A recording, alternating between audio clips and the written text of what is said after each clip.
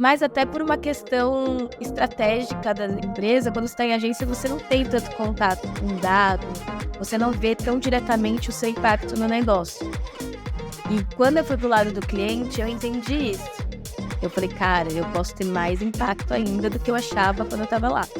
Olá, seja bem-vindo ao Rocket Lab, o podcast da Boomer. Eu sou seu host Pedro Paulo e o objetivo do podcast é trazermos o conhecimento de grandes executivos de empresas referências no mercado. Essa é uma oportunidade única para você ter acesso a mentes brilhantes desses grandes nomes. Antes de começarmos, gostaria de te pedir para nos seguir nas redes sociais no @boomer.br. Ao final do episódio, se você entender que o conteúdo te ajudou de alguma forma, deixa seu review, tira um print e posta nos seus stories marcando a gente.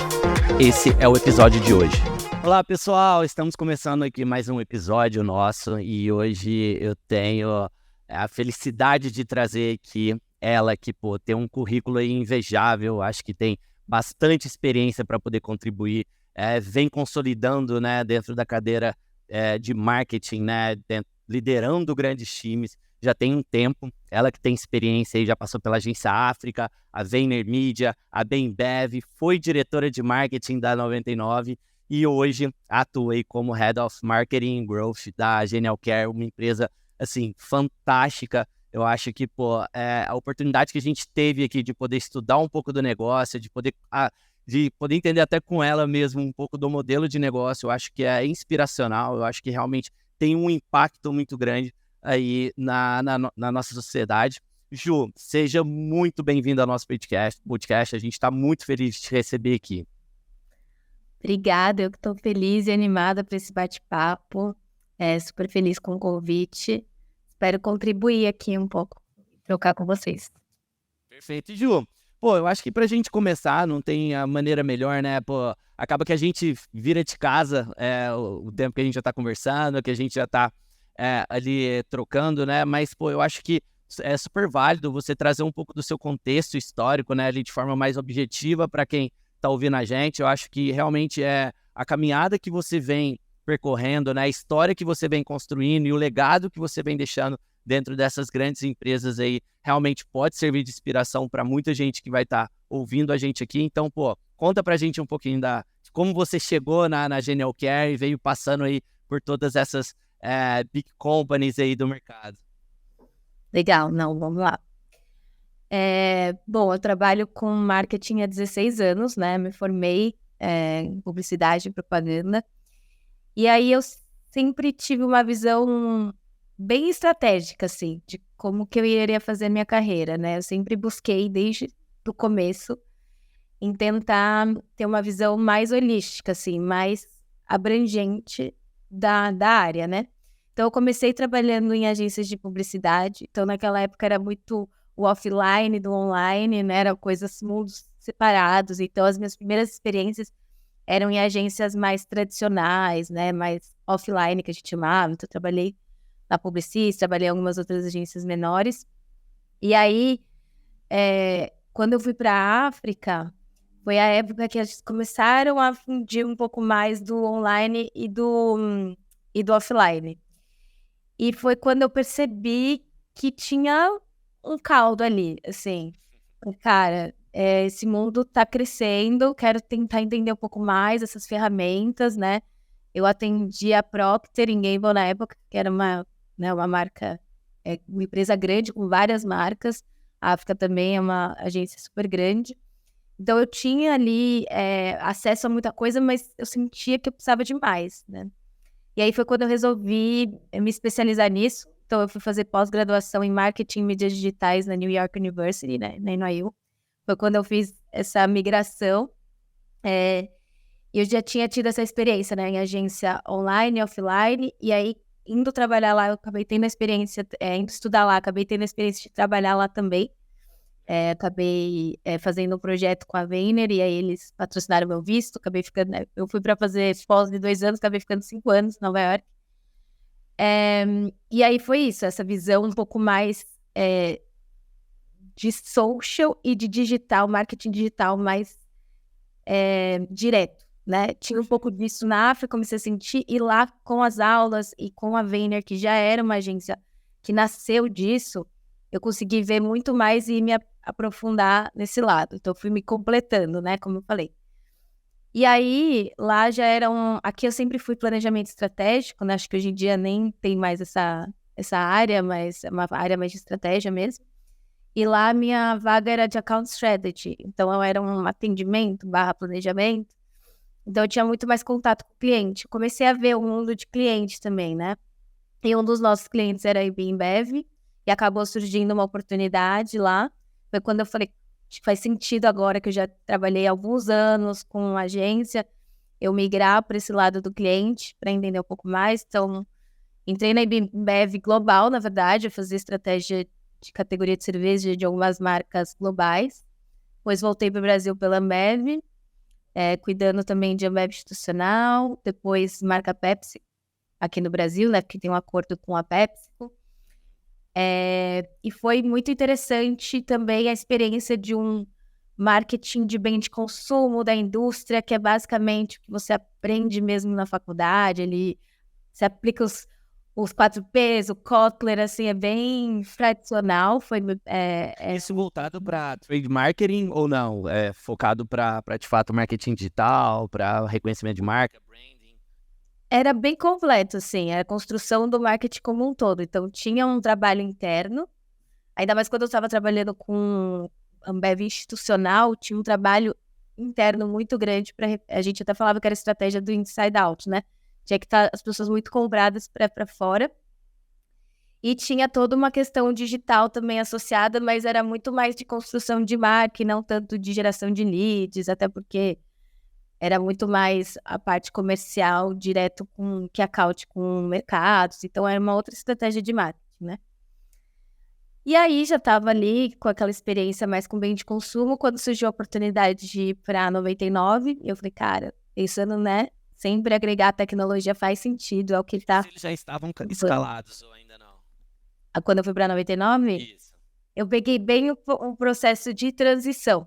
Na verdade, tinha acabado a Didi Xuxing, que é o grupo chinês, né, o maior grupo de mobilidade do mundo, hoje tinha acabado de adquirir a 99, então estava nesse processo de transição. Ela já era grande a ponto de chamar a atenção de uma empresa como essa, mas cresceu muito depois que se consolidou, né, junto com a Didi. Então eu falei, cara, faz muito sentido ir para esse mundo de tecnologia, por mais que já tivesse nesse processo de scale-up, ainda tinha um pensamento mais de startup que eu queria ter a oportunidade de conhecer, e por isso que eu fui para lá. E foi uma mega experiência, assim, foi incrível, realmente de ver tudo isso evoluindo, né, dos mercados expandindo, tinha que ter uma estratégia de realmente de estar presente em muitas cidades, então ver... colorir o Brasil, né, de amarelinho, que a gente falava assim, foi muito legal fazer parte de tudo isso. Tinha uma questão de construção de marca também, de consistência muito grande, até por ter sido o crescimento pulverizado, precisava unificar. Exato, e tinha uma outra grande concorrente no mercado também, né? Exato, Com vocês. é super desafiador, né? Eu falei que eu gosto de trabalhar com second players, né? Trabalhei com Pepsi, depois com o Nove. É a hora que você tem que ser muito criativo, Exato. porque você não é a primeira, né, não é o top of mind. Então, como você rompe isso, ainda mais com uma marca que é sinônimo de categoria? Então, era bem desafiador e a gente usava muito o tom da marca, a leveza, para se diferenciar, e a gente via que isso trazia muito resultado, né? Exato, até em algumas campanhas que eu já vi geniais da Pepsi, para poder, assim, ela vestiu a roupa de second player e falou assim, eu sou um second player, eu vou me posicionar dessa maneira, eu não vou querer tirar ali o primeiro lugar, né? Então, acho que assumiu. eu acho que esse é o caminho, né? Não, isso é uma coisa que a gente falava muito, assim, até quando eu fui pra 99, eu falei, gente, experiência de Pepsi, a gente tem que assumir, sabe? Vamos brincar com isso, e a gente é leve, vamos cutucar. Então, foi como a empresa a marca foi se consolidando. Então, super legal, eu fiquei 4 anos e meio lá como diretor de marketing, avanços muito interessantes, absurdos, assim, como marca, como empresa. Então, foi uma experiência muito boa. E eu falo, né, que durante todas essas experiências, eu sempre fui me complementando com essa visão mais holística, mas eu né, junto com outras pessoas, claro, mas sempre buscava construir o propósito e a causa para essas marcas. E aí foi a primeira vez agora que uma empresa está construindo uma causa em mim, que foi o caso da Genial Care. E por isso que eu acabei fazendo esse movimento, né? Muita gente me pergunta, nossa, mas assim, eu já estava super estabelecida. E eu resolvi realmente vir para a Genial, que é uma startup, né? Realmente, agora, eu achava que eu tinha vivido um pouco de startup com 99, quando eu vim para a Genial, entendi que realmente estava muitos passos atrás nessa questão de construir o negócio. Então, não tem nenhum ano que eu tô na Genial, vim em agosto, né? Vai fazer agora um ano. Então, só para dar um pouco de contexto, né? A Genial é uma health tech focada em cuidado e desenvolvimento de crianças com autismo e as suas famílias. Então, quando eu ouvi que era sobre saúde, que era sobre criança, que era sobre neurodiversidade, falei, cara, tem tudo a ver. Mexeu, coraçãozinho, olhinho brilhou. Falei, cara, eu tô indo além do que eu achava que eu conseguiria como um profissional de marketing ter impacto na vida das pessoas. A gente tá falando de não mais propósito de marca, mas propósito de vida, né? Então você, de fato, conseguir impactar ali comunidades, pessoas e assim, a partir do momento que a gente começou o nosso papo, a Genial Care, ela ganhou um outro fã, então, pô, até acompanha ali os conteúdos de vocês, eu acho que é super relevante, até num cenário, num país onde a gente vê bastante o índice de autismo, né, em crianças, e pô, o país não está ainda não está tão preparado assim para poder de fato atender, mas eu acho que é genial e com certeza nesse podcast eu quero trazer isso mais no detalhe, eu quero que você conte um pouco mais pra gente sobre essa jornada que você está vivendo lá. Mas um ponto que me instigou bastante, né, quando você começou o seu discurso ali, né, sua resposta, de falar que toda a sua carreira, ela foi muito bem pensada, né, lá atrás. E acaba que esse último move que você deu aí, entrando na Genial, foi um impulso muito mais sobre propósito, igual eu comentei, né, de vida do que de fato de marca. Mas a dúvida é, e para os outros grandes, as outras grandes mudanças que você fez, né? Quando a gente fala principalmente de sair de um universo ali, por exemplo, de agência, né? Da VaynerMedia, da África, e pô, você entrar num mundo completamente corporativo, quando a gente fala de Bembev, como que foi isso, né? Assim, qual foi o ponto estratégico que você fez nessas viradas, que acaba que hoje a gente vê muitas pessoas com muitas dúvidas nessas viradas de carreira, né? Transições de carreira, pô, principalmente quando a gente fala de lideranças de marketing que, pô, recebe alguma proposta para sair ali de uma big tech ou sair ali de uma grande empresa para entrar num universo de startup ou para algum outro segmento. Qual foi a visão que você teve, né, em cada uma dessas movimentações que você teve? Legal. O fator determinante para mim foi realmente, como profissional mais completa, ter a experiência dos dois lados, né? Já tive essa, quero entender do outro lado. E aí, quando eu fui pro lado de cliente, eu entendi todo o universo que acaba fazendo parte daquela entrega. Então, principalmente, eu não sei, né, não sei tanto sobre outras empresas, mas principalmente de bem de consumo, a indústria, o marketing tem um papel muito importante, né? A maioria das empresas, assim, mais estruturadas, Procter, Unilever, Ambev, elas têm o marketing pautando muita coisa. E é por isso que eu falo que é o by the book, assim, é aquela coisa de pesquisa, ouvir o consumidor, direcionar, achar tendência, criar o produto. Então, toda essa visão mais 360 do marketing, para mim fez todo sentido. Quando eu estava em agência, eu estava muito mais no universo da comunicação, né? Óbvio que é um pilar fundamental do marketing. Já tinha muito uma parte de branding mesmo, né? De quase que uma consultoria ali na construção de marca para os meus clientes.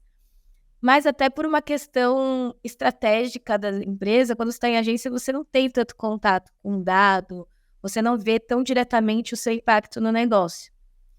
E quando eu fui pro lado do cliente, eu entendi isso. Eu falei, cara, eu posso ter mais impacto ainda do que eu achava quando eu estava lá. Então, para mim, fez muito sentido esse movimento. assim, acho que do lado de agência, uma coisa que eu lembro que eu sentia muita falta do ambiente, sabe? Assim, ambiente de pressão temos em todos os lugares, né? Entrega, cenários, isso aí é um ponto todos os importante. cenários. Mas por mais que seja uma agência que cobre, eu sentia que as pessoas até tinham uma coisa mais informal, né? Do que quando você vai muito pro lado do cliente. Então eu senti um pouco dessa formalidade no início, mas falava, vale a pena pelo impacto que eu vejo que eu tô tendo no negócio. E quando eu fui pra 99, pra mim foi tipo, é a fusão dos dois mundos. Pra mim foi tipo, achei o meu lugar. Porque eu falei, cara, tem a formalidade de responsabilidade, mas tem um ambiente mais informal, sabe? Aquela pegada do Corporativos. escorregador no... Tinha os patinetes no escritório. Então era uma empresa mais jovem, né? As pessoas, assim, os próprios fundadores, por tudo que tinha vivido. Então eu falei, cara, é aquele ambiente super colaborativo, as pessoas mais se mostrando quem elas são, sabe? Sem ter que ter um molde específico. E ao mesmo tempo, muita pressão para entregar e muito resultado do negócio, impacto direto. Então eu falei, cara, gostei desses dois mundos aqui. E eu vejo muito isso acontecendo agora na Genial também. Então, por mais que seja uma empresa menor, que naturalmente já gera, também é uma empresa muito jovem, né?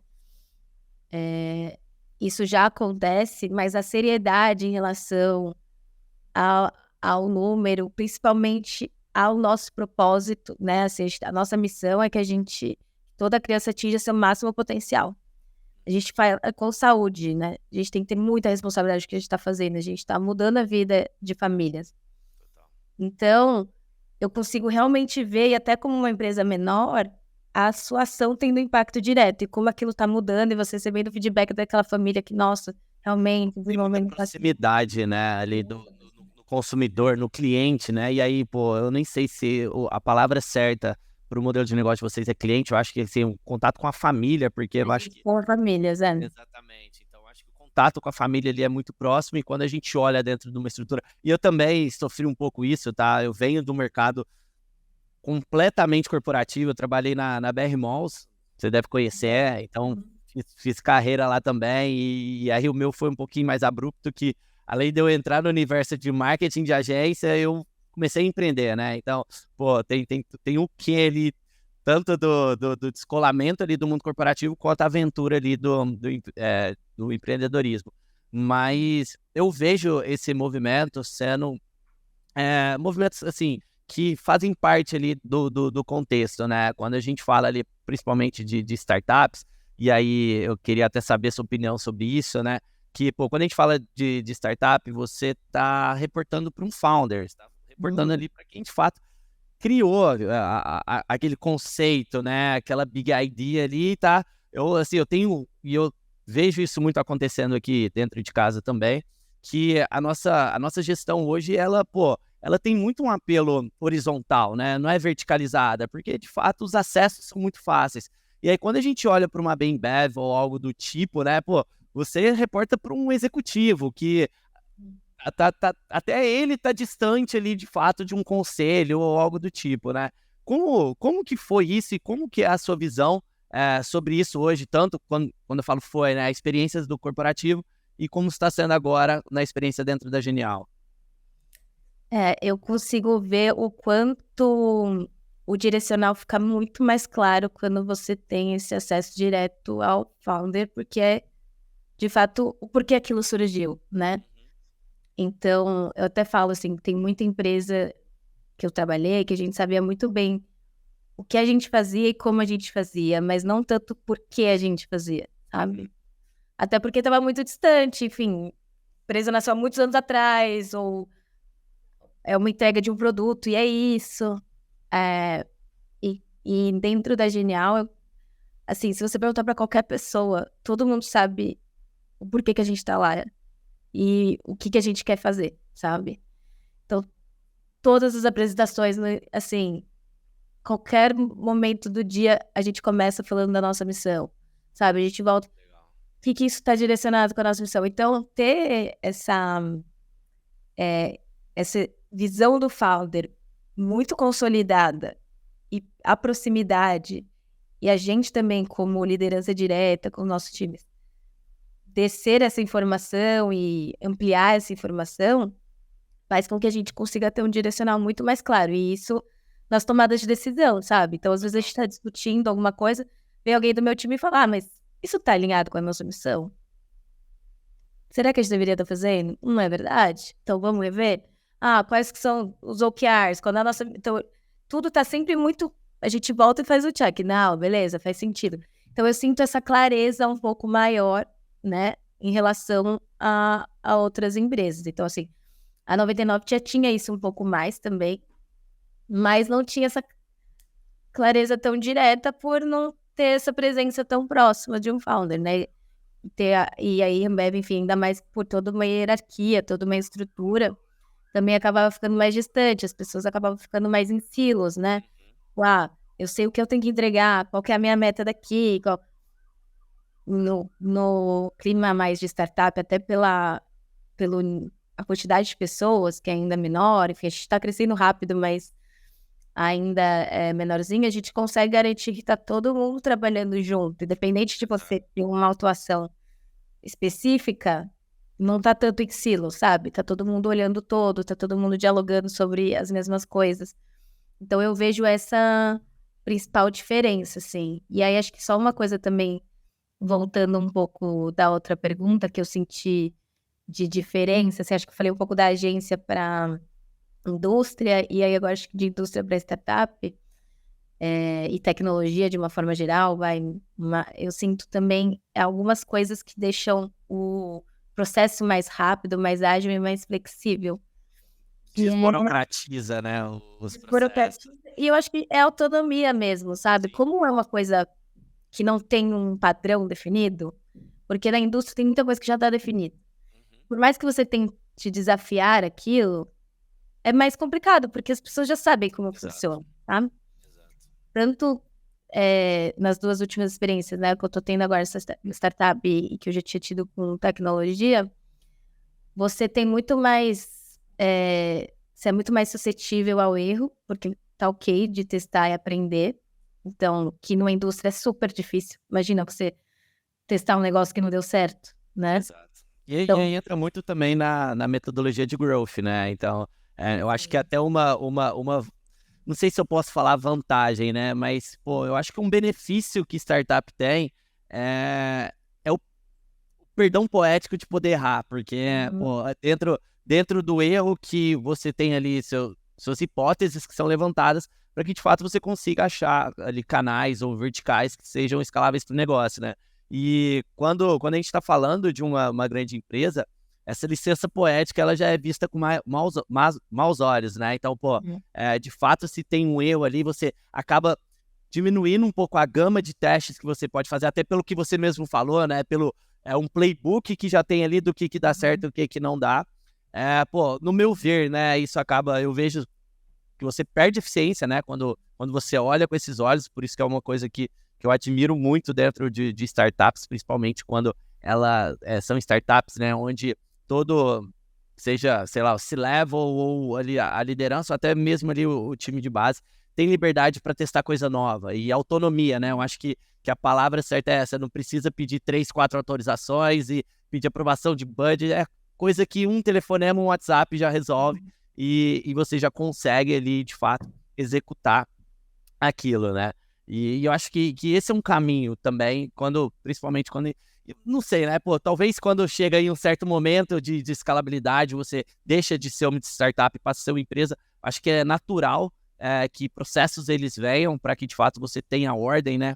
E até um paralelo que eu faço, eu já falei isso uma vez aqui no podcast, mas, cara, realmente essa história me pegou de jeito, porque, pô, é o case da Nubank, né? Que eu tava lendo um artigo, eu não lembro ainda, né?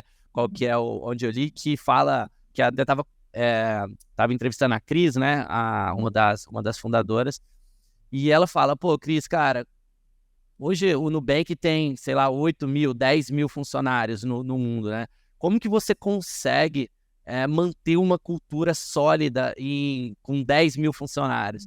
E aí ela traz um contexto que, de fato, essa pergunta ela tem que ser respondida quando tem 10, 15 funcionários. E não que do dia para a noite vai fazer um comunicado geral, que é a nova cultura da empresa, todo mundo tem que seguir aqueles novos passos. E ela fala que as comunicações entre os squads, elas têm uma certa autonomia, a gente não controla isso. Obviamente, squads eles vão conversar de maneira diferente, mas todas pelo mesmo propósito, todas, igual você falou, que eu achei muito legal de vocês também, todas alinhadas com a missão da empresa, né? Então, todas as decisões que elas são tomadas, todo mundo tá orientado para que caminho que a empresa está indo e o que aquela ação ela pode contribuir no crescimento, né? Não, totalmente. Acho que é realmente isso. É como você garante que está todo mundo alinhado desde o começo e que isso não vai se perder conforme for crescendo, né? Legal, É um trabalho que tem que estar ali enraizado e não pode deixar de trabalhar e manter as origens, né? Total. E, Ju, quando a gente olha para sua jornada, né, a gente vê que você passa por várias estruturas de marketing diferentes, né? A gente está conversando aqui já até adiantamos algumas, né? Quando a gente fala aqui de indústria, quando a gente fala aqui de agência, quando a gente fala aqui de startups. E como que você vê, né? Eu acho que é uma pergunta que acaba derivando em duas, né? Primeiro, como que você vê essa mudança do marketing, essa evolução, se é que você identificou isso, né? Da forma que era feito lá atrás. E um outro ponto, num panorama geral, dentro dessa experiência sua, como que você vê ali a diferença de um marketing para agência, de um marketing para uma startup e de um marketing para uma grande empresa, né? Uma grande companhia? Tem muito do que a gente acabou conversando, né? Acho que assim, quando eu olho a indústria, né, bem de consumo principalmente, eu vejo realmente aquele entrega mais tradicional. Então, um profissional de marketing é o profissional que cuida do PNL, que pensa no lançamento de produto, a parte de inovação, estratégia de trade, a estratégia de comunicação, plataforma. Então, é uma, né, parte de inovação, tendência, pesquisa. Então, é aquela visão mais tradicional nesse sentido. Quando a gente olha para startup, ou principalmente empresas de tecnologia, a gente já tem essa parte mais de performance com um peso grande, né?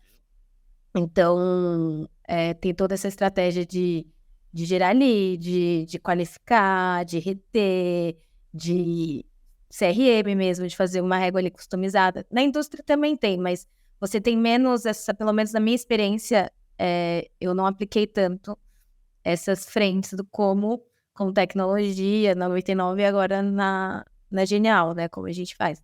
Então, tem essa frente de performance muito grande, de estar ali, de estruturar, e tem essa parte da flexibilidade, né? Não necessariamente tem esses checks do marketing para fazer, mas tem toda uma questão de ir moldando para onde você quer chegar, sabe? Então, eu sempre brinco assim, né? Existe, sei lá, você tem que chegar no número 4, uma entrega. Cara, se você vai fazer 2+2, 3+1, não importa, você tem essa flexibilidade de achar, de testar, de entender qual que é o formato ideal. Então, é quase um marketing mais na raça, vai. Você vai vivendo... Da trincheira mesmo ali. Óbvio que você aplica metodologias que você aprende, sim, mas você vai moldando ele, você vai fazendo seu próprio marketing quase, porque quando eu estudei, nem existia ride-hailing aplicativo, por exemplo. Então, como é que eu... Né? Óbvio que a gente vai se reciclando, mas assim, é uma outra realidade. Você vai realmente lá se desenvolvendo e aplicando com o que você tem e aprendendo. Então, eu sinto essa flexibilidade, né? Agora, na Genial, o que a gente está criando, a real é que não existe ninguém no mundo que faz o que a gente faz, né? Com todas as frentes, depois a gente pode falar um pouco mais de Genial, mas com todas as frentes de trabalho que a gente tem. Então, assim, não tem nem uma teoria, uma metodologia específica, não tem nenhum benchmark. Então, a gente vai criando hipóteses, premissas, a gente vai ajustando. É óbvio que a gente usa metodologias e coisas que a gente já conhece para direcionar, mas muita coisa simplesmente não funciona. Então, você tem que ir moldando o seu próprio marketing, assim. Então, eu sinto essas diferenças, sabe? Uma coisa mais... Então, a indústria, você tem que chegar no 4, o modelo é o 2+2 e é isso. No startup, você pode chegar de várias formas para chegar naquele número. Exato. Cultura da experimentação, né? E, enfim, Exato. ter diversas formas de se fazer a mesma coisa, né? E o lado da agência, eu sinto que tem muito essa parte criativa que tem um peso muito forte, né? É quase qual que é o jeito mais louco de eu chegar no 4. Então, tem essa coisa. Qual é a letra mais bonita que esse 4 pode ser Vai escrito, né? fazer, vai ficar ali. E é uma... Tem gente que, assim, ama a parte da comunicação 100%, fala, cara, é isso. Eu sinto que a agência, você está o tempo inteiro se desafiando, buscando referências, até o máximo, saindo da sua zona de conforto para trazer o máximo de criatividade. Então, trazer soluções, e não necessariamente ser uma coisa criativa no âmbito das pessoas não esperarem, mas até de achar soluções diferentes, sabe? Um formato de mídia diferente, tá num lugar que a pessoa não estava esperando. Então, eu sinto que é muito mais nessa busca que a agência tem, que é muito legal, que vai te desafiando. Mas você acaba tendo um limite, né? Até onde você pode chegar. Já do lado de cliente, você tem um pouco mais aberto, mas aí o peso dessa criatividade acaba diminuindo um pouco para você, até porque provavelmente você vai ter um parceiro que vai te ajudar nisso, que é a gente.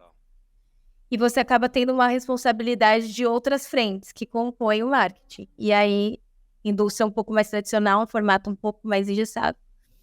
E em startup, um pouco mais flexível e mais real time. Acho que isso também. Até por as experiências que eu tive serem de tecnologia, a gente conseguia olhar muito os dados real time e tomar a decisão e, não vamos encomendar uma pesquisa. Não, olha ali o número, abre, dashboard, foi, não sei o quê. Então, as coisas acontecem muito mais rápido, você consegue ter insights, né, mais fáceis, mais ágeis de tomar a decisão, não precisa esperar um certo período de tempo para ver um dado, para ir tomar uma decisão. Não, eu acho que, ainda mais quando você traz essa provocação de análise de dados, né? Eu gosto de brincar que os dados são o novo petróleo.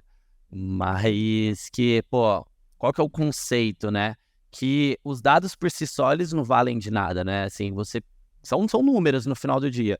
Se você não lapida eles, se você não interpreta esses dados para gerar informação, você está se tornando um obeso de informação ali, né? Um obeso de dados. Sua cabeça está lá, beleza, está gerando dados, mas você não está conseguindo diluir isso. E quando a gente olha para um cenário de startup, realmente, assim, a performance ela ainda fala muito alto, né? E a gente vê ali 2 cenários sendo construídos dentro de startups, que é onde você tem ali, de fato, a sua construção de marca, quando a gente esbarra ali em branding, né? Que a gente vê que, é fazer com que a sua marca chegue primeiro com o seu produto ou com o seu serviço.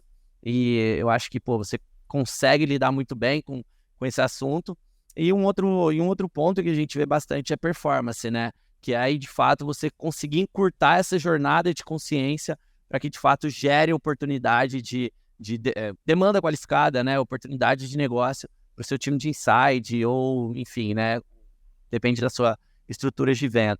Quando a gente está falando de branding, não tem como a gente deixar de perceber que, querendo ou não, é uma estratégia mais médio e longo prazo, né? Você não começa uma construção de marca agora, principalmente quando a gente está falando de algum segmento, de alguma empresa, que o nível de consciência do produto ou do serviço precisa ser elevadíssimo para que, de fato, isso gere uma conversão. A gente não está falando aqui, no caso da Genial, né? Vocês não estão vendendo qualquer tipo de serviço, assim, é muito complexo ali o que está em torno disso, né? E quando a gente fala de performance, querendo ou não, é um escape muito rápido, né? Porque, é meio que você... É um ambiente completamente mensurável, é um ambiente completamente escalável, porém, que isso, de certa forma, não te gera uma construção de marca tão forte quanto você deslocar um budget para essa vertical, né? E pegando isso como premissa, como que vocês identificam essa vertical, tanto de performance quanto a vertical de branding, não só no modelo de negócio atual que você está, mas como sua percepção de mercado como um todo, né? Então, eu sou a maior fã do trabalho integrado. Assim, eu realmente acredito na estratégia de full funnel. E já trabalhei em lugares que eram separados, né? E até o movimento de eu vir para Genial foi pensando nessa integração. Tanto que eu olho essas duas frentes, inclusive a pessoa que é líder de branding no meu time hoje é a mesma pessoa que é líder de performance, porque eu quero garantir essa sinergia, essa estratégia. Porque eu vejo, claro, um tendo um benefício, um resultado de muito mais curto prazo e o outro de longo, mas que eles não estejam em mundos opostos, e sim que um alimente o outro, né? E aí, em todas as experiências que eu tive de estratégia de funil todo, a construção da marca ajudou o lead ser mais eficiente. Então, todo mundo que já tinha tido acesso à construção da marca era um lead mais barato para a empresa. Então, eu realmente acredito nessa estratégia. E ter toda essa parte de... Aí, pensando em mercado, né? A gente sabe que hoje um budget de performance, ele é muito maior do que um budget de branding, né? E aí, você queimar um budget de performance sem ter essa construção, você não tá nem... Você tá realmente só mirando o curto prazo. E aí, quanto que vai sustentar? Vai chegar um momento que é o que a gente tá vendo acontecer com várias empresas, né? O burn chega ao limite e como que você consegue sustentar até para voltar os seus investimentos, né? Com quem te investiu mesmo, com os investidores por trás das empresas. Então, a gente vê isso acontecendo, esse movimento. Então, o movimento mais sustentável, na minha visão, é você sim agir no curto prazo, porque você precisa trazer, mas fazendo esse curto prazo alinhado com uma estratégia mais de longo prazo. E vice-versa, né? Então, o que a gente está construindo como marca e tal, que a gente sabe que consegue ser desdobrado para uma ação mais de curto prazo.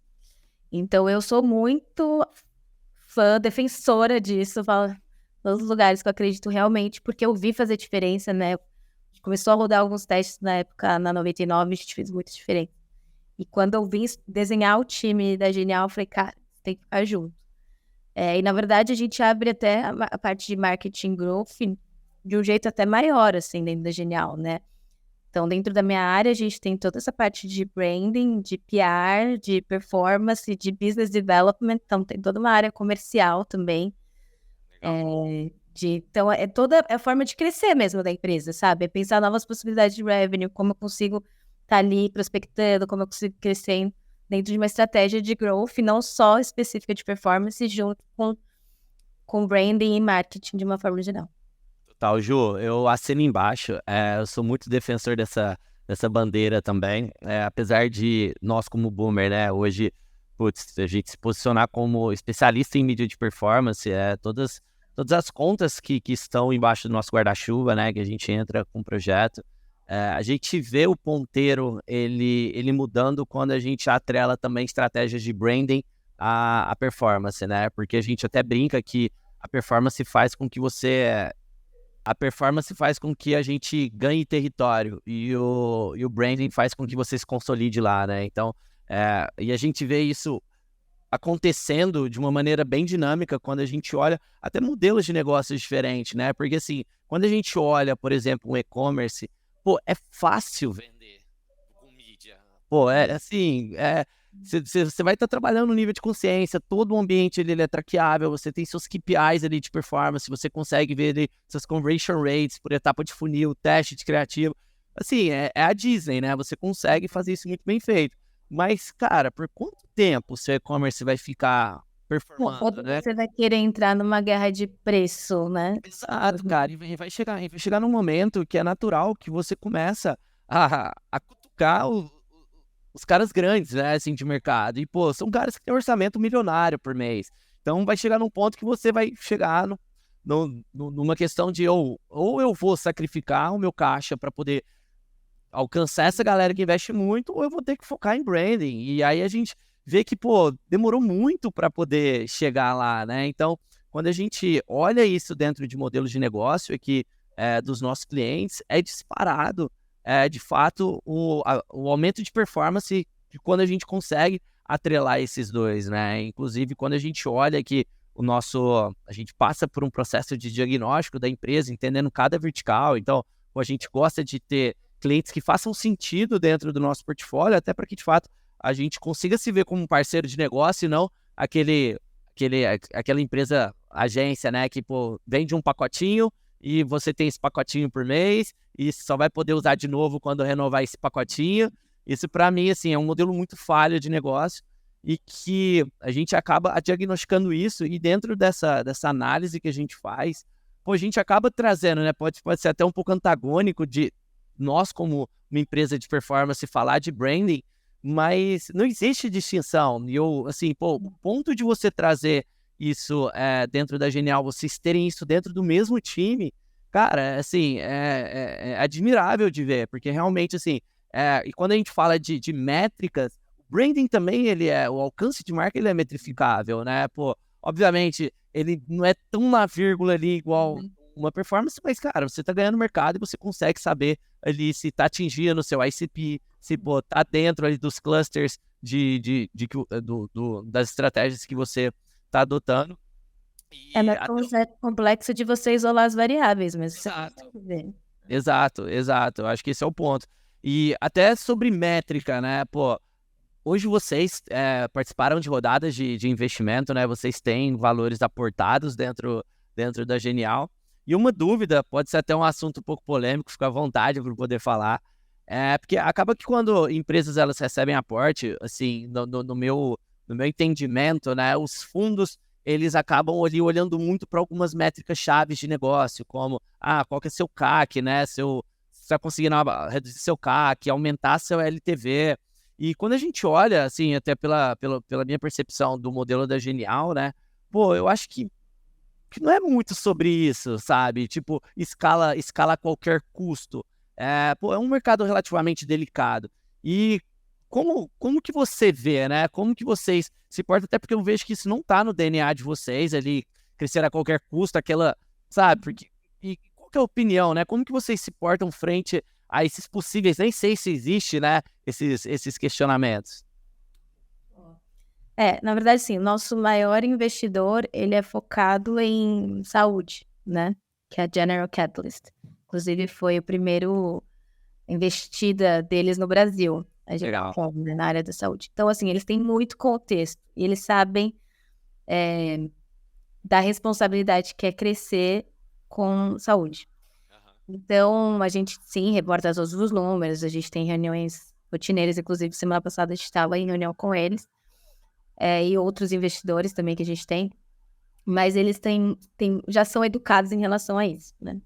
E na nossa visão, assim, a gente tem, sim, essa ambição de realmente revolucionar o cenário do autismo, né? Então, quando a gente olha, hoje existem mais de 100 milhões de pessoas em todo o mundo que têm autismo. Fala que 1 milhão de autistas ainda vão nascer nos próximos 10 anos no Brasil. Então, assim, tem um universo inteiro pra gente trabalhar, né? E a gente quer, sim, conseguir atingir quando a gente fala, né, da missão de atingir, que todas as crianças atinjam o seu máximo potencial, a gente tá falando de todas as crianças. Então, a gente quer, sim.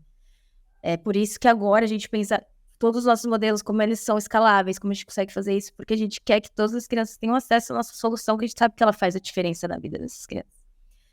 Só que para ela fazer essa diferença, ela precisa estar na sua melhor qualidade. Então, por isso que a gente tem o nosso, que a gente chama do padrão ouro, né? Que é o nosso padrão de intervenção, que ele é totalmente baseado em evidências científicas, é tudo muito bem estruturado.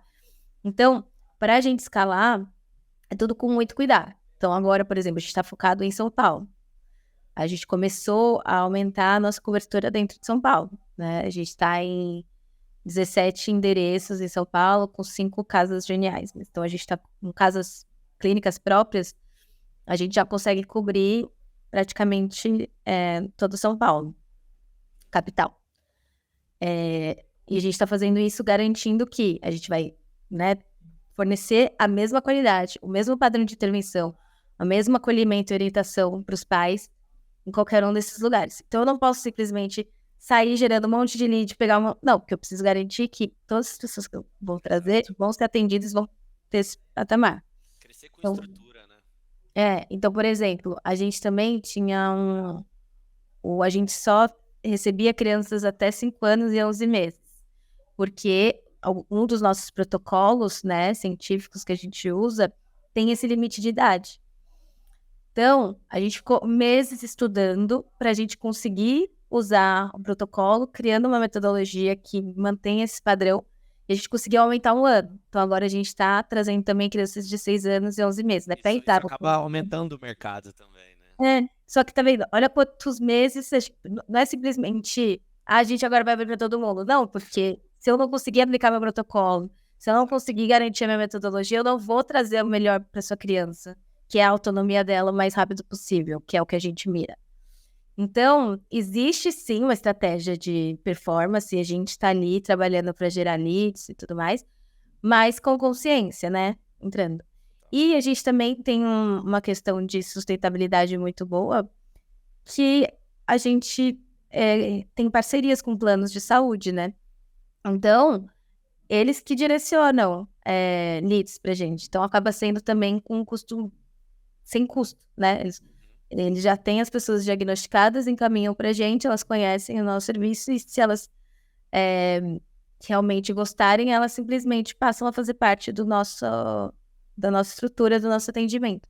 Então, a gente tem todo um modelo de negócio que deixa também toda essa parte mais sustentável financeiramente. Então, tá bem redondinho, assim, o modelo de negócio. E a gente tá o tempo inteiro ali entendendo quanto eu consigo puxar ou não sem ferir a qualidade. Então, essa é a nossa premissa básica. Então, assim, a gente vai atingir todas as crianças, a gente vai pegar esse mundaréu de pessoas. Isso que eu tô falando só de autismo. A gente, claro que no futuro pensa em abrir para neurodivergência de uma forma geral, né? Saindo de São Paulo, Brasil, mundo, enfim. Somos ambiciosos, pensando na nossa missão de que mais pessoas tenham acesso a isso, mas tudo com muita cautela, né? A gente não vai simplesmente, vamos lá trazer um monte de gente se a gente não consegue absorver e dar a qualidade que eles precisam. Não, perfeito. E até como, assim, quando a gente olha, e eu acredito muito não só no mercado de vocês, né, ali enfim, no segmento de vocês, mas quando eu falo, assim, saúde como um todo, né, eu acho que é um crescimento que, obviamente, empresas, elas não são ONGs, né, então elas precisam gerar lucro, elas precisam crescer, só que, assim, a qual custo, até onde, o quão saudável esse crescimento está vindo, né? E quando a gente olha para mercados como o de vocês, né?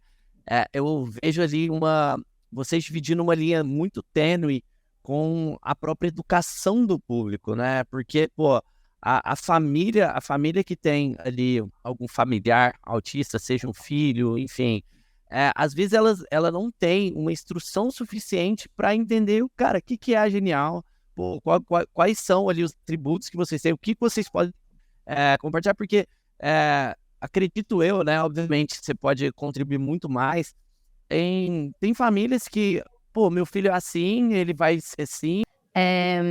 A gente tem um pilar de atuação muito forte, que é esse educacional. Independente de depois estar na Genial, antes, para qualquer pessoa, a gente quer educar sobre o autismo, né? É um tema ainda muito carente de informação. A gente praticamente não tem dados atualizados no Brasil. A última pesquisa que a gente tem é que tem 2 milhões de pessoas diagnosticadas no Brasil, uma pesquisa de 2010, com certeza é fora da realidade. Sim, para ter uma ideia, nos Estados Unidos hoje é 1 a cada 36. Então, se a gente olhar esses 2 milhões, quer dizer que 1% da nossa população tem. Então, assim, é realmente muito discrepante. A gente sabe que esse volume de diagnóstico vai aumentar, porque as pessoas estão começando a se capacitar mais para isso, os próprios médicos, as pessoas estão falando mais sobre isso, e esse é o nosso... Às vezes a família nem sabe, né? Não sabe.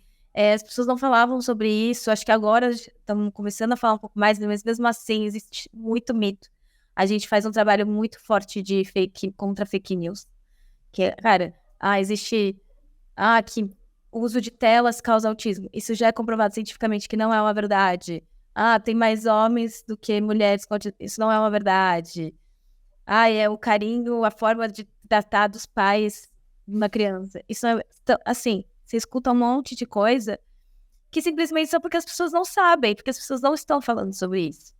Então a gente tem um papel muito forte, assim, o nosso blog é muita referência hoje no assunto. A gente tem muito texto com muitas pessoas, não só o nosso time interno, formado de jornalista, a nossa líder de conteúdo e comunidade trabalha com autismo há 12 anos, ela tem super referência.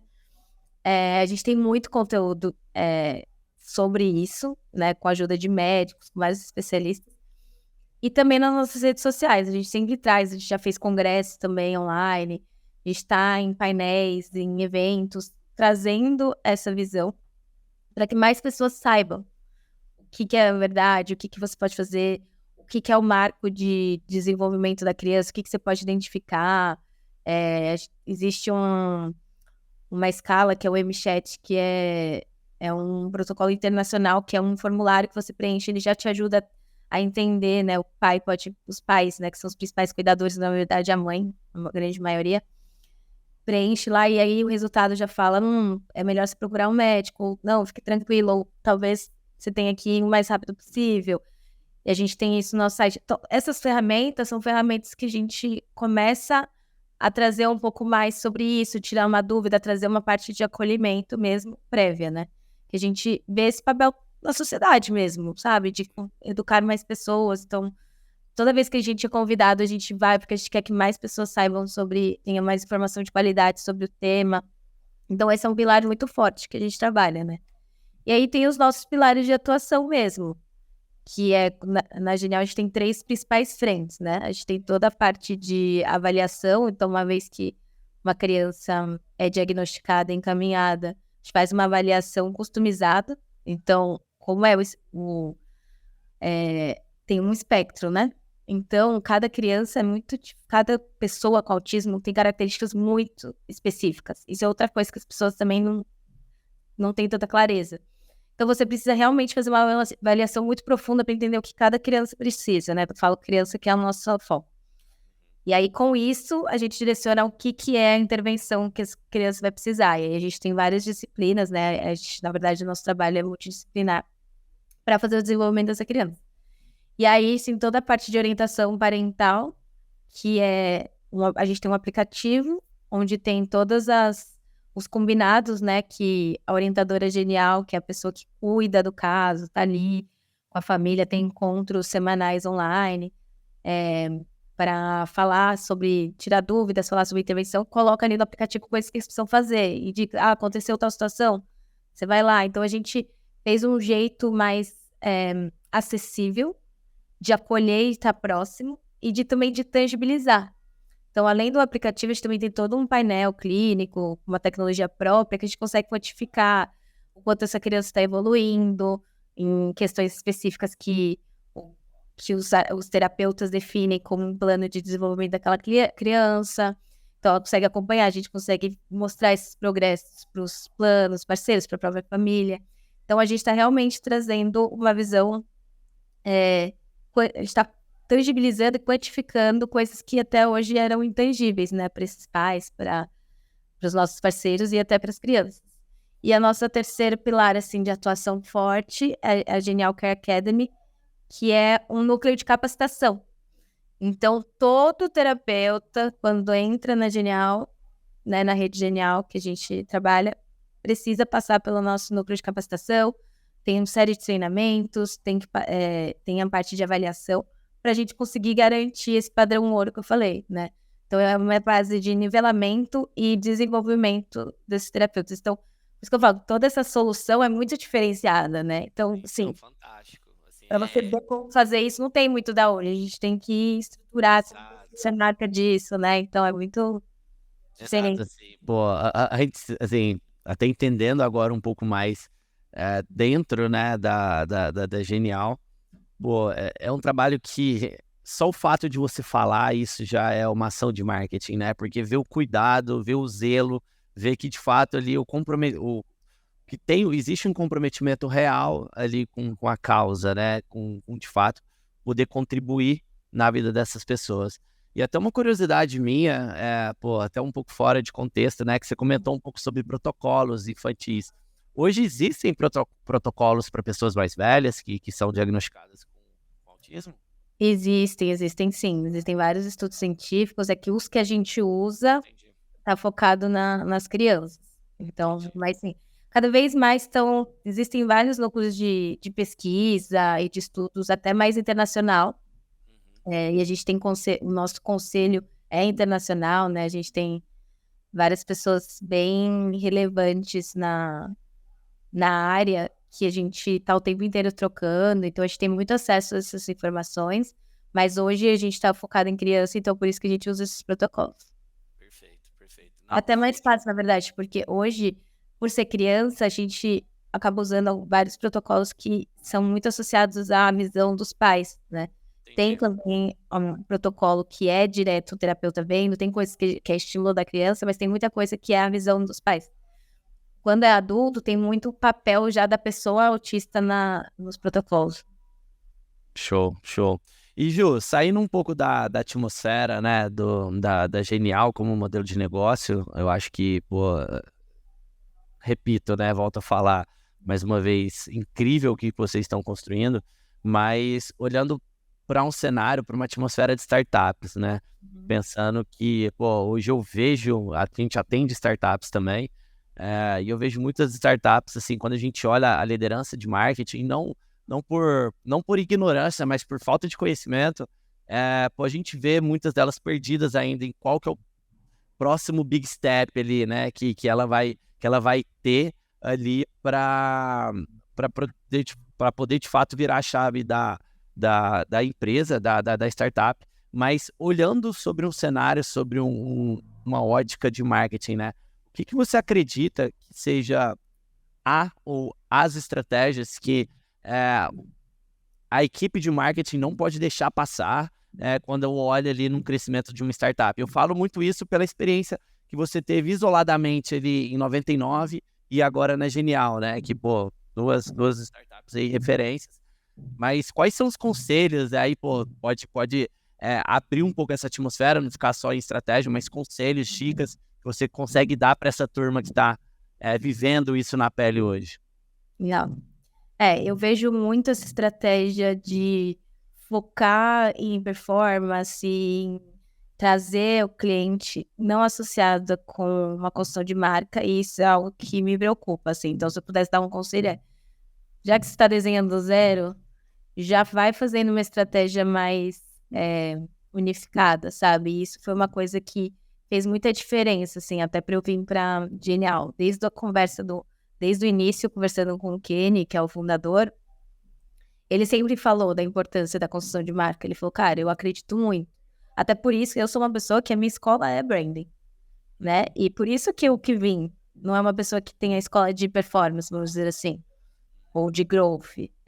Porque ele entende que a essência tem que estar conjunta, né? E eu sou uma defensora dessa integração. Então, ele já estava muito comprado com isso. Então, fez com que eu falasse, cara, então é um lugar que tá uma visão compatível com a minha.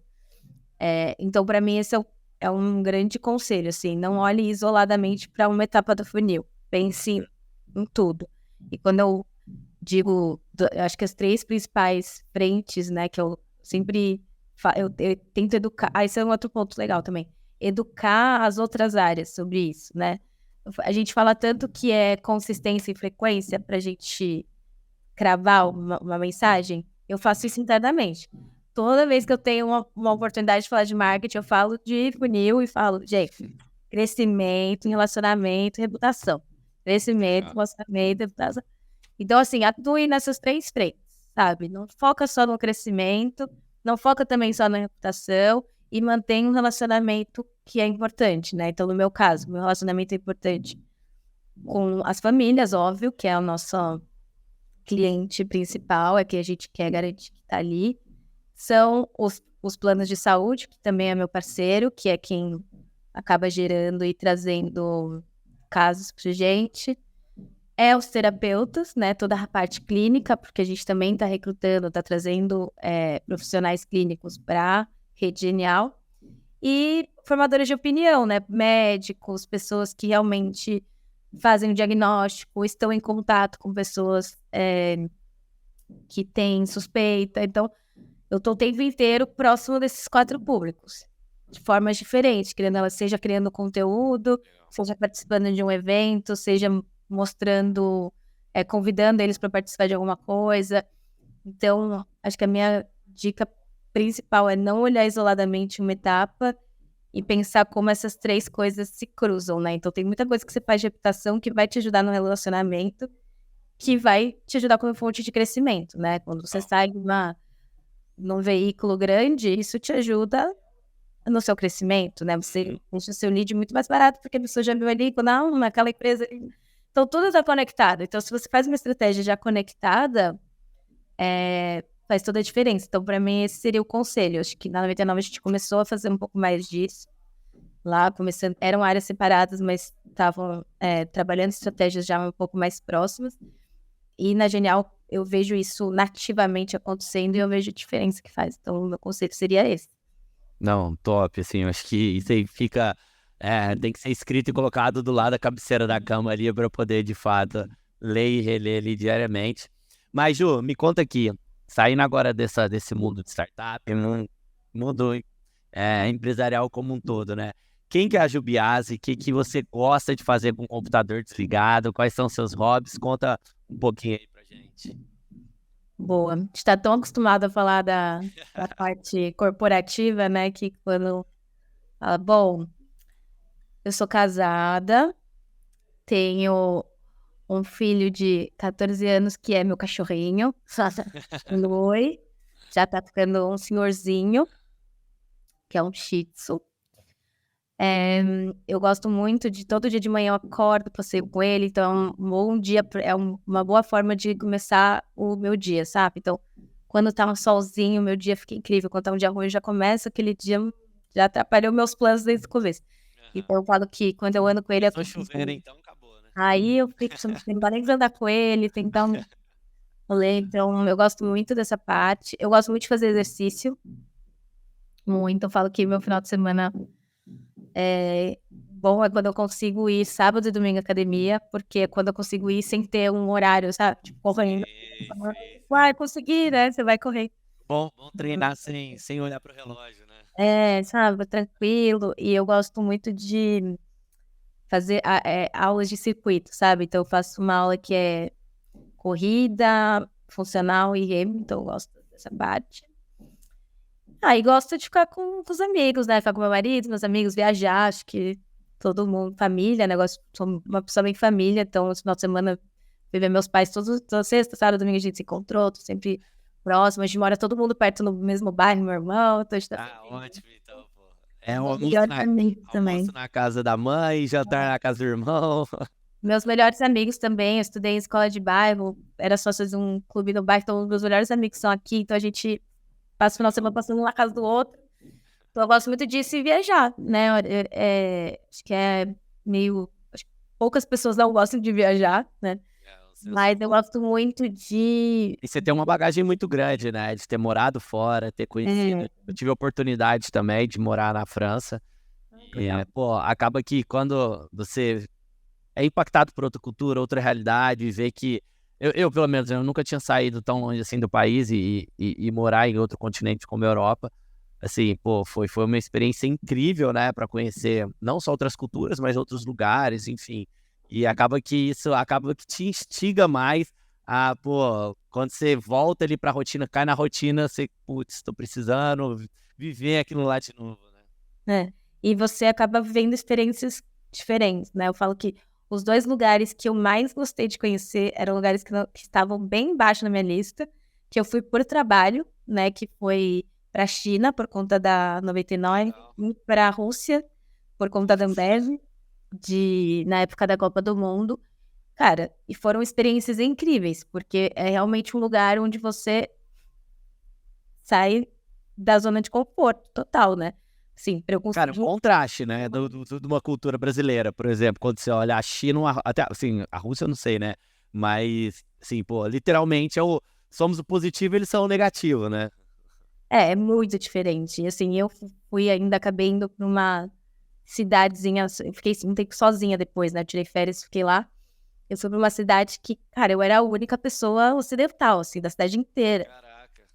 E, assim, eu via as criancinhas, assim, aí eu falava, ai, elas, saia correndo, sabe? Tirando foto escondida. Ninguém falava inglês nem no hotel. Eu tive que baixar VPN, né? Porque não tinha Google pra fazer o Google Translator e, tipo, do inglês pro chinês, porque o português pro chinês também não funcionava, pra conseguir me comunicar. Então, assim, toda essa coisa de sair da sua zona de conforto, de entender, de ir, e você começa a criar muita empatia, assim. Porque, sei lá, você às vezes você acaba criando algum pouco de preconceito de uma situação, sabe? Eu falava, sei lá, já vivi experiências que vinham grupos chineses na Europa, sei lá, e meio que te empurrava. Então eu falava, gente, não é possível. Aí quando você vive na China, você olha, se eu não empurrar, eu não vou entrar no metrô, sabe? Se eu não empurrar, eu não vou andar na rua. Tipo, é minha cultura, porque é muita gente em todo lugar. Você começa a falar, é por isso, sabe? Então você começa a realmente abrir a sua cabeça e a Rússia também, assim. Foi o único lugar que eu não consegui pedir alguma coisa porque as pessoas não me entendiam. Então você fala, nossa, você acha que... E o inglês russo, assim, é quase como outra língua, né? Mas tinha muita gente que não... Por mais que seja a Copa do Mundo, assim, eles estavam com uma estrutura um pouco melhor, mas, cara, tinha lugar que simplesmente as pessoas não vinham do Brasil. Você vai num lugar, tem... Você não sabe falar português. E, cara, não rolava. E você fala, meu, como que a gente vai achar e entender? E aí, aos poucos, também a gente... Aí eu fui aprendendo umas palavras em russo, então eu chegava falando, oi, tudo bem? Não falo russo, mas vou tentar fazer aqui. Tipo, aí as pessoas também começavam já a quebrar um pouco a barreira e você conseguia se aproximar mais. Então, toda essa experiência, para mim, é muito relevante, assim. Acho que eu sinto que eu realmente engrandeço como pessoa. Então, eu trabalho para conseguir também ter as minhas férias e conhecer lugares diferentes. Exato. Eu vivi uma experiência bem parecida quando eu morava na região chama Compiègne, né? Uma cidade tecnológica de Paris, né? Ali da Grande Paris. E aí, porque eu estudava na Sorbonne, a Sorbonne ficava lá, essa parte de tecnologia. E toda vez que eu ia, tipo, Paris era meio que o quintal de casa, né? Porque era, sei lá, 20 minutos você tava em Paris. Só que os parisienses, né, eles são muito fechados, eles são ignorantes, né, pelo menos as experiências que eu tive. Então, pô, obviamente, meu francês não era fluente, e toda vez eu gosto muito de conversar, de conhecer pessoas. Sempre quando eu vou para um lugar, eu gosto de conversar com o local para ele me contar as histórias dele. E sempre quando eu chegava nos franceses lá de Paris, eles meio que julgavam o fato do meu francês não ser um francês de alto nível. E até foi isso, né? Que aí, pô, eu aprendi isso. Que, cara, quando eu voltei pro Brasil e vejo que tem, sei lá, tô em contato com alguma pessoa estrangeira aqui no Brasil tentando falar o português, cara, eu me coloco na pele dele, porque tudo que eu queria era que eu fosse bem acolhido. Tipo, as pessoas me ensinassem isso, eu não ter que aprender isso na marra, né? Então, acaba que realmente, assim, esse propósito, né? Acho que nem propósito, né? Mas sim, essa bagagem que você carrega, eu acho que é sensacional, sensacional. E, Ju, já caminhando aqui pro final, pô, queria que você indicasse pra gente um conteúdo, um livro, um podcast, um pouco assim, o que te inspira hoje a ter esse pensamento, ou que te inspirou, ou te ajudou na jornada. Tem um ponto legal que a gente estava batendo ontem não, né, quando a gente fez o primeiro papo, até eu trouxe aqui, né, coincidentemente, eu li o Cérebro Autista da Temple Grandin, Grandin, né? Temple Grandin. Temple Grandin.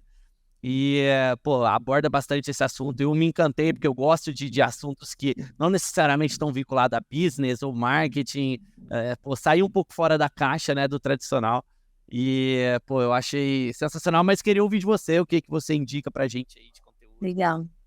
É super referência muito legal que você leu esse livro, a gente tinha comentado.